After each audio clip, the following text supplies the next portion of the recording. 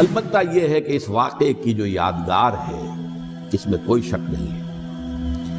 کہ اس نے مسلمانوں میں سے ایک گروہ کے دل میں قربانی اور شہادت کا جذبہ بہت پیدا کیا، اس میں کوئی شک نہیں۔ اور جس طریقے سے کہ عاشورہ محرم میں یاد منائی جاتی ہے، جس طریقے سے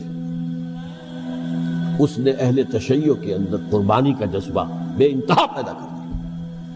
اگرچہ وہ جذبہ بروئے کار نہیں آتا، اس لیے کہ ان کے ہاں یہ عقیدہ ہے، یہ طے ہے کہ جب تک حضرت مہدی ظاہر نہیں ہوں گے ہم کسی کے خلاف بغاوت نہیں کریں گے۔ یہ پوری تاریخ میں ان کا معاملہ رہا، تمام جو ہے ائمہ اہل بیت کا معاملہ رہا، جب تک مہدی نہیں آتے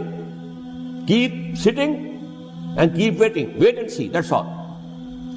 یہ تو خمینی صاحب نے کیا ہے، آیت اللہ خمینی صاحب نے، کہ انہوں نے یہ ایران کے شیعوں کو باور کرایا کہ بھائی جب آئیں گے حضرت مہدی آ جائیں گے، لیکن ہم اب ہاتھ پر ہاتھ رکھ کر بیٹھے رہیں، باطل کو چیلنج بھی نہ کریں، ہمیں کچھ تو کرنا چاہیے، وہ ہاتھ پاؤں ہلانے چاہیے، اور کچھ نہیں تو مہدی کا راستہ جو ہے صاف کرنا چاہیے، تمہید کرنی چاہیے، ان کے راستہ ہموار کیا جائے۔ تو یہ ان کی بڑی عظمت ہے آیت اللہ خمینی صاحب کی کہ اہل تشیع ایران کے جو ہے ان سے انہوں نے یہ بات منوا لی کہ ہم بالکل انرٹ نہیں بیٹھے رہیں گے، بلکہ اب انہیں نائب امام قرار دے کر اور ولایت فقیہ کے فلسفے کے حوالے سے، یہ دو چیزیں ان کی جو ہیں بنیادی فلسفے کی ہیں، وہ اس وقت میرا موضوع نہیں ہے، انہوں نے عوام کو ایسا کھڑا کیا ہے کہ 20,000 سے لے کر 30,000 کے درمیان انسانوں نے جانے دی، عورتوں کے جلوس نکلے، شیرخوار بچہ گود میں ہے عورت کے اور گولی کھا رہی ہے، مر رہی ہے، گر رہی ہے۔ آپ سوچئے زندگی کتنی عزیز ہوتی ہے، اور شیرخوار بچے کے لیے ماں کی جو زندگی ہے، اس ماں کو اپنی زندگی کتنی عزیز تر ہوگی کہ اپنے لیے نہیں تو اس بچے کے لیے مجھے جینا ہے، لیکن نہیں، گولیاں کھائیں گری۔ یہ جذبہ انہی میں ہے۔ واقعہ یہ ہے کہ اہل سنت کے اندر یہ جذبہ نہ ہونے کے برابر ہے۔ یہ میں واشگاف الفاظ میں کہہ رہا ہوں، پورے عالم اسلام میں صرف شیعہ ایران ایسا نکلا ہے کہ جس نے بادشاہت کا خاتمہ کیا، باقی سعودی عرب میں بادشاہت بیٹھی ہوئی ہے، ڈٹ کر بیٹھی ہوئی،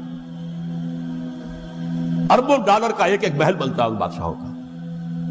اور سنی سن ہے، سن، کوئی حرکت نہیں۔ وہ تو اب جو حرکت ہو رہی ہے وہ اینٹی امریکن حرکت ہے جو ہو رہی ہے، وہ در حقیقت وہ مسئلہ بالکل دوسرا ہے جو اس وقت ہو رہا ہے، لیکن یہ کہ عالم اسلام میں کوئی تحریک ایسے نہیں اٹھی۔ یہ اہل تشیع میں ہے جو بالکل استثنائی بات ہے کہ انہوں نے جو ہے ایک ایسا بادشاہ جس کو کہا جاتا تھا کہ اس کا جو اسلحہ خانہ ہے وہ ایشیا میں سب سے بڑا اسلحہ خانہ ہے، جو 2500 سالہ پرانی جو ایک عظمت تھی ایران کی، اس کو دوبارہ تازہ اور زندہ کرنا چاہتا تھا۔ 2500 سالہ برسی اس نے منائی تھی، اس کے لیے ایک شہر آباد کیا تھا کہ خسرو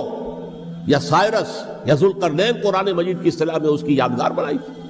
اور وہ سوچ رہا تھا کہ وہی عظمت دوبارہ ایران کی ہوگی جو کہ خسرو کے زمانے میں تھی،